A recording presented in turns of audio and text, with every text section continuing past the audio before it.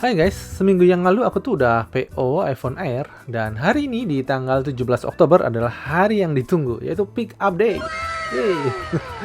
Ini aku udah sampai di mall Kokas ya buat pick up iPhone pertamaku. Ya, ini adalah pembelian iPhone pertamaku guys. Selama ini aku tuh Android user khususnya Pixel fans ya. So ya, ini adalah pertama kalinya aku akan membeli iPhone. Aku kemarin PO-nya secara online ya, lewat websitenya IBOX. Tadinya udah aku niatin tuh war jam 12 dini hari biar dapetin berbagai benefit PO. Tapi seperti war PO pada umumnya, websitenya tuh error melulu dan terasa lemot gitu ya.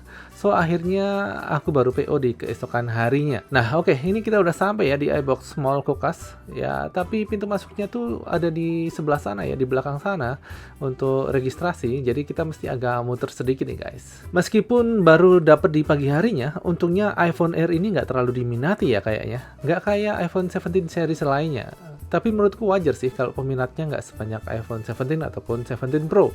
Karena iPhone Air ini mengisi slot iPhone coba-coba ya. Seperti sama halnya dengan iPhone A series, iPhone mini, dan iPhone Plus. Ya, memang seri R ini lebih segmented ya, bukan iPhone yang cocok buat semua orang. Istilahnya kalau dimendang-mendingin itu udah pasti kalah, karena banyak komprominya, banyak disunat fiturnya. Bahkan kalau kalian lihat review YouTuber gede-gede gitu ya, iPhone Air ini cukup jadi hot topics bukan karena paling bagus, tapi karena menimbulkan polaritas ya. Ada kubu lovers dan ada kubu haters. Kebetulan aku di kubu lover guys, makanya aku beli. Oke, sekarang ini aku udah nyampe ya di pintu depannya iBox Kokas. Waktunya buat ngambil iPhone Air. Ternyata bisa dibilang nggak ada antrean sih, karena aku ngambilnya udah sorean ya, sepulang kantor gitu ya.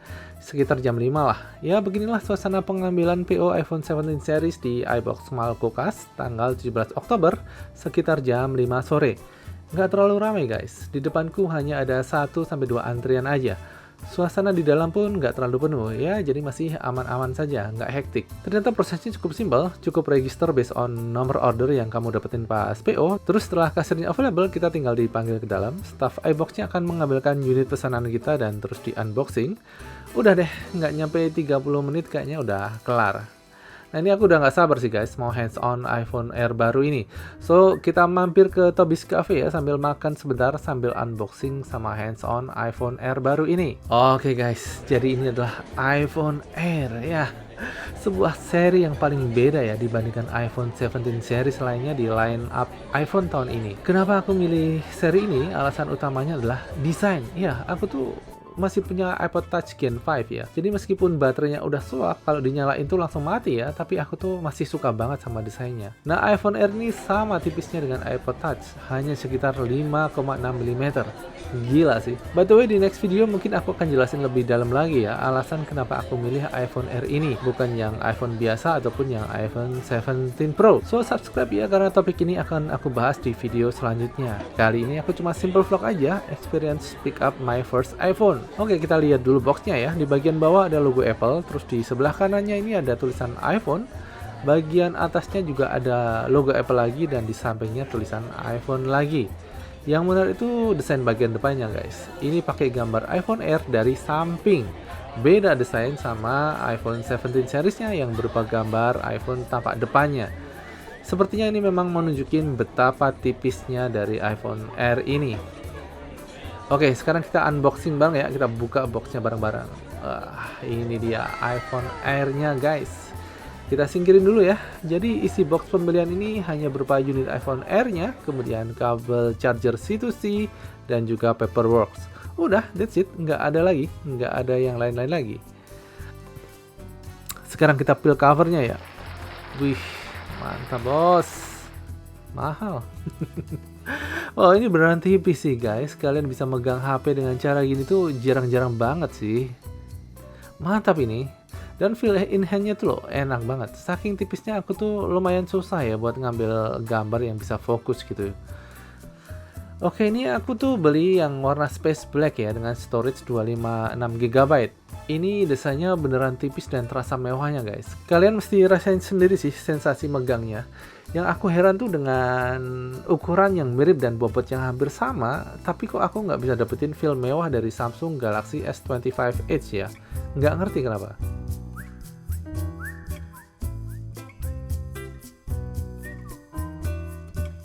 Nah, di bagian belakangnya ini hanya ada satu kamera aja guys. Spek kameranya sama dengan main kamera di iPhone 17, bukan yang Pro ya, hanya dengan iPhone 17 yaitu 48 megapiksel. Kemudian desain kameranya ini desain yang baru guys. Apple nyebutnya kamera plateau. Ya, canggihnya hampir semua komponen iPhone yang kompleks itu berhasil ditaruh di plateau ini. Mulai dari kamera, prosesor, RAM, dan segala macamnya. Sehingga bodi bagian bawahnya itu hanya untuk baterai saja. Aku tuh pilih yang warna space black karena menurutku lebih elegan ya tampilannya. Kontras antara glossy frame titanium ini, kemudian warna plateau yang hitam dan glossy dengan backdoor yang materialnya kaca tapi finishingnya matte, itu terasa mewah guys. Dan nggak terlalu kelihatan kalau ini single kamera. Kalau yang putih itu sekilas terlalu mirip dengan iPhone 16a series. Nah, demi mendapatkan body setipis ini memang cukup banyak sih yang dikorbankan sama Apple. Seperti kameranya cuma satu, kemudian nggak ada slot SIM fisik, speakernya cuma satu, dan kapasitas baterainya yang hanya 3149 mAh. Tapi buat aku kompromi semua itu nggak masalah. I love the design, I love the feel in hand, and I love how it looks.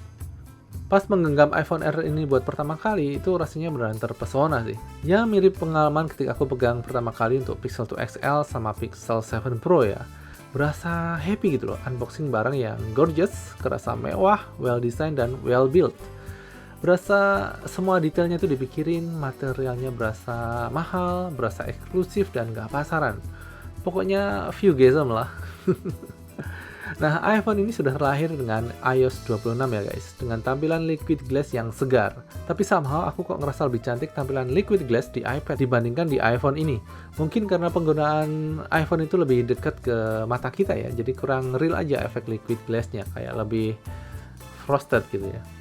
Nah, ini nih, sebagai new iPhone user, aku sempat mengalami yang namanya gagap UI.